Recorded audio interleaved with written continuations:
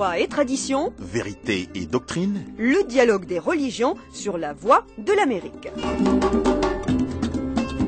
Bonsoir l'Afrique, Lamia Gritli pour vous présenter cette nouvelle édition. Nous continuons notre série consacrée aux grands courants, mouvements ou confréries influents en Afrique subsaharienne. Série qu'on a commencée il y a quelques semaines avec Bakary Samb, professeur de sciences politiques, spécialiste notamment du dialogue interreligieux et des réseaux religieux à l'Institut pour l'étude des civilisations musulmanes en Angleterre. Après le wahhabisme, la tijaniya ce soir et durant ces 25 minutes, zoom sur la puissante confrérie mouride au Sénégal. Et pour répondre à vos questions sur son idéologie, ses enseignements et surtout son influence au Sénégal, j'ai invité également Monsieur Abdulaziz Mbaké, concepteur du projet Majalis, qui fait la promotion des enseignements du fondateur de la confrérie, Cheikh Ahmadou Bamba. Monsieur Mbaké est lui-même descendant du fondateur du mouridisme. Messieurs, bonsoir. Bonsoir. Bonsoir. Alors je commence par vous, Abdulaziz Mbaké, avant de prendre les appels de nos auditeurs pour parler du credo de cette confrérie. Comme je viens de le dire, il serait utile d'abord de présenter le projet Majalis dont vous êtes le concepteur. Qu'en est-il? Bonjour d'abord à tout le monde. Bonjour à Bakary, mon ami et confrère. Voilà, donc en quelques mots, pour présenter donc le projet Majalis que j'ai l'honneur de diriger. Donc c'est un projet de recherche sur les enseignements des grands penseurs musulmans, notamment les grandes figures historiques sénégalaises comme Cheikh Ahmadou Bamba. Donc ce projet s'est donné pour ambition d'utiliser les nouvelles technologies pour apporter des contenus relatifs aux enseignements des grands soufis africains et sénégalais sur Internet. C'est ça le projet Majalis. Et rappelez aussi qu'en arabe, Majalis, Monsieur Mbaké, veut dire halaqa aussi, c'est-à-dire, comme vous le mentionnez sur votre site, ces traditionnelles séances d'études de textes cultuels tenus dans les cités religieuses comme Touba. Voilà, donc le terme Majalis, comme vous l'avez dit, donc ça vient du terme arabe jalasa qui veut dire s'asseoir. Donc les Majalis, donc c'est connu un peu partout dans le monde musulman. En général, c'est des séances d'études ou bien des assemblées au cours desquelles des apprenants donc se réunissent autour d'un professeur qui leur apprend les rudiments ou bien les fondements de la religion. Maintenant, pourquoi on a choisi ce terme pour qualifier notre projet? C'est que nous avons pensé qu'il était important pour les musulmans d'utiliser les outils modernes que propose le monde actuel qui peuvent être vraiment intéressants pour diffuser des connaissances.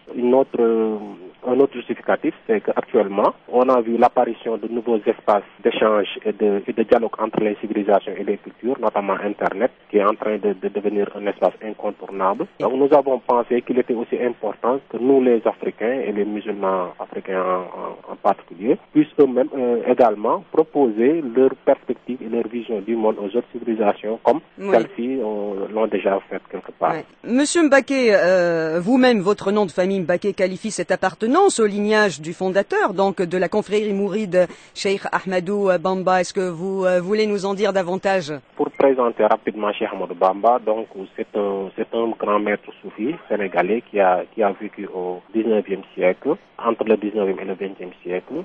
Donc, en quelques mots, son histoire fait que lui-même, il appartient à une famille qui était connue quand même pour son attachement aux sciences, à l'enseignement et à l'éducation des sciences religieuses. Bon, ce qui a fait déjà sa particularité, c'est qu'il a eu à avoir des démêlés avec l'autorité coloniale française qui, au 19e siècle, comme vous le savez, donc dominait une grande partie de l'Afrique et même on peut dire du monde. Son influence sur le peuple a suscité des suspicions et il a été donc notamment exilé plusieurs fois en Afrique équatoriale, au Gabon, puis en Mauritanie, etc. Maintenant, ce qui fait donc la particularité de son enseignement, ce qu'on appelle le mouridisme, donc c'est la doctrine donc qu'il a prêché. En fait, dans sa perspective, ce n'est qu'une revivification des enseignements originels de l'islam. Même si, bon, par ailleurs, il y a eu différentes interprétations ultérieures, notamment par certains chercheurs et même au sein de la communauté. Mais si on se réfère à ses propres écrits, lui, ce qu'il a prêché, c'est un renouveau, une renaissance, donc un retour aux vraies valeurs enseignées par le prophète et qu'il comptait donc réhabiliter dans son époque. Merci, Monsieur Mbaké. On va continuer ce débat avec nos auditeurs, justement, qui s'interrogent sur la particularité de cette confrérie et son credo. Je vais donner la parole d'abord à notre fidèle auditeur Mohamed Assoumi du Niger. Il est à Niamey. Bonsoir Mohamed. Oui, bonsoir Lamia et bonsoir les invités, bonsoir à tous les auditeurs de dialogue de religion. je remercie la voix de la mairie de m'avoir passé à l'antenne pour poser ces questions. Voici la première.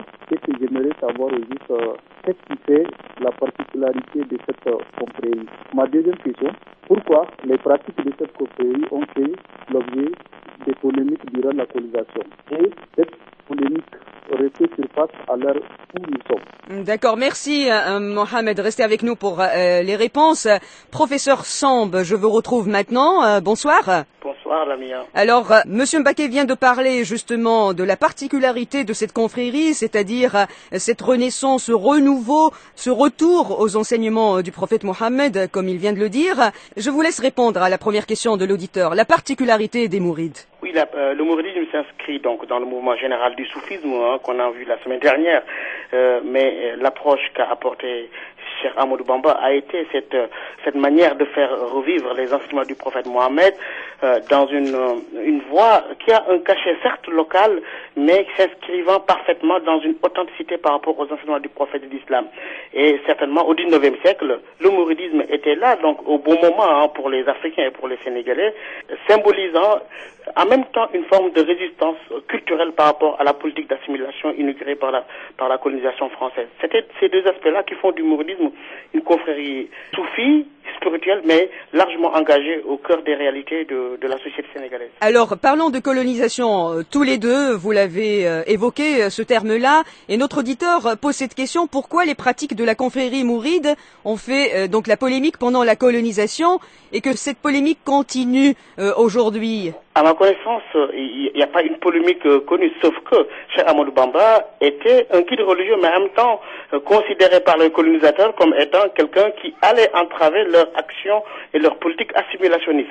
Donc il était forcément regardé comme un ennemi. Comme l'a dit Abdou Aziz tout à l'heure, il a été déporté par 2 fois ou même plusieurs fois hors du Sénégal, en Afrique équatoriale, justement par ce refus de l'assimilation de la colonisation française, et puis surtout en basant son enseignement sur 2 choses, comme il le dit bien, donc sur la science et la piété tout simplement. Et ceci gênait forcément le colonisateur qui voulait instaurer un autre programme culturel que refusait Cheikh Ahmadou Bamba. Monsieur Mbaké, Cheikh Bamba a aussi gêné les colonisateurs aussi en tentant de réhabiliter l'homme noir. C'est un point fort ça de la confrérie. Bon, effectivement, donc comme l'a si bien dit dans Bakary, donc l'enseignement de Cheikh Ahmadou Bamba était d'une certaine manière considéré comme assez subversif par l'autorité coloniale pour plusieurs raisons, dont celle dont a parlé Bakary. On peut aussi donc invoquer d'autres arguments ou bien d'autres justificatifs qui, à notre sens aussi, peuvent mieux expliquer cette confrontation. Donc la perspective de la religion qu'a enseigné Cheikh Ahmadou Bamba et d'autres penseurs musulmans, parce qu'il n'était pas le seul à prôner cette démarche, cette vision de l'islam intégrée, et c'est la vision d'ailleurs qui est conforme à celle du prophète si on se réfère au premier temps de l'islam. Donc je disais que donc cette vision refuse d'être uniquement cloîtrée dans des espaces culturels. Je m'explique. Dans la perspective de la Révolution française, la religion, donc il y a une séparation de l'Église et de l'État. Donc c'est ce qu'on appelle la laïcité. Après la Révolution française, les idéaux qui sont nés donc de ce mouvement et qui sont actuellement un peu partout globalisés, cette perspective donc refuse l'implication du religieux dans le temporel. Ça veut dire que les religieux devraient être appelés à rester cloîtrés dans les mosquées, et à prier, etc. Mais les religieux ne sont pas normalement autorisés à s'impliquer dans le champ économique et social. Alors que la perspective enseignée par Cheikh Ahmadou Bamba donc refuse cette démarche et prône donc l'implication active du religieux dans le vécu quotidien. Ça veut dire quoi? Ça veut dire que les religieux, et bien les musulmans d'une façon générale, sont appelés à s'impliquer dans la gestion de la cité d'une certaine manière, même si c'est dans les enseignements que ça a été prôné. Et cette démarche-là, quelque part, ne pouvait pas être acceptée par l'autorité coloniale. Donc ça c'est une raison. Une autre raison pour terminer sur ce chapitre, comme l'a si bien dit M. Bakary, il y a aussi une forme de résistance culturelle qui était de véhiculer les enseignements de Cheikh Ahmadou Bamba, parce qu'il a dit dans un de ses ouvrages maîtres, la couleur noire de la peau ne saurait être un signe d'incompréhension ou d'attardement intellectuel. Donc ce genre de discours donc ne pouvait pas convenir naturellement à l'autorité coloniale qui avait une politique assimilationniste, qui voulait donc assimiler l'homme noir donc, à la culture française.